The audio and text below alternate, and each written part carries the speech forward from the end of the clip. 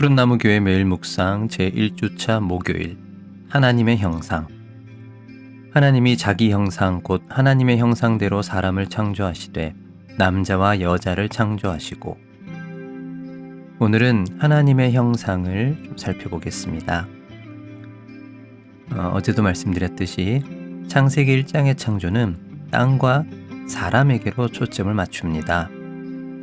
쉽게 예를 들면 첫째 날부터 셋째 날은 축구장을 만들었다면 넷째 날부터 여섯째 날까지는 축구 선수를 만드시는 건데요. 땅과 사람이 바로 축구장과 축구 선수다, 이렇게 보시면 되겠습니다. 그리고 창세기 1장 26절 28절은 그 여섯째 날의 주인공이라고 할 수 있는 인간에 관한 이야기인데요. 여기에 어제도 말씀드린 것처럼 고대 근동의 다른 이야기와 구별되는 창세기만의 독특한 특징이 나옵니다. 우선 하나님께서 그 형상과 모양을 따라 사람을 만들었다는 게 무슨 뜻일까요? 여기에 관해서는 크게 세 가지 해석이 있습니다. 먼저 실체론적 해석입니다. 쉽게 말해 진짜로 하나님과 닮도록 만들었다는 겁니다. 그러면 하나님도 우리처럼 생기셨다는 걸까요? 그래서 어떤 이들은 우리를 남자와 여자로 만들었으니 하나님도 아버지가 있고 어머니가 있다, 이런 식으로 말하기도 합니다. 또는 하나님은 영이시니 우리의 영혼이 하나님을 닮았다는 거다, 이렇게 말하는 분도 있습니다. 하지만 이게 이제 종교 개혁을 거치면서 이건 좀 아닌 것 같은데 하다가 근대 이후에는 하나님의 형상이라는 건 하나님과의 인격적인 관계성을 말하는 거다, 이렇게 말하는 분들도 나왔습니다. 그런데 이제 고대 근동 이 학문들과의 비교 연구가 활발해지면서 세 번째로 기능적 해석이 등장합니다. 이것은 고대 근동 문화에서 형상이라는 개념이 사용되는 경우, 특히 신의 형상이라고 할 때 이것이 주로 왕에게 사용된다는 점에서 하나님의 왕권을 이 땅에서 구현하는 대리통치자라고 해석하는 것입니다. 많은 학자들이 이 해석을 지지하는데요.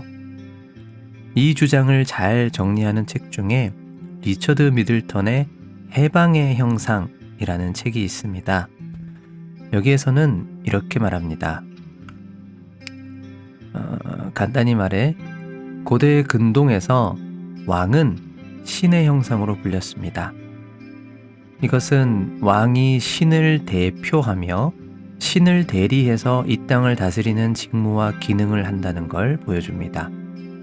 그래서 창세기에서 사람을 신의 형상이라고 부르는 것은 고대 근동 문화에서 왕들이 백성을 다스리는 것과 비슷하게 모든 사람이 피조물을 다스리는 하나님의 대리통치자라는 것입니다.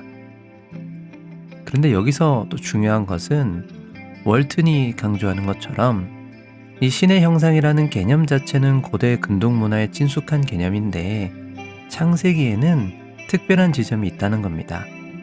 그것은 바로 고대 근동 문화에서 신의 형상은 왕인데 창세기에서는 모든 인간이 신의 형상이라고 말한다는 점입니다.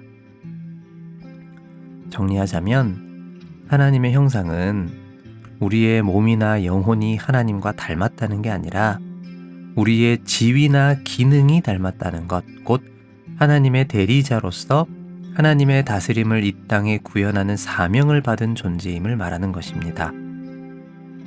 근데 또 중요한 것은 나아가 그것이 특정한 몇몇 사람만이 아니라 모든 사람이 다 하나님의 형상이라는 것입니다.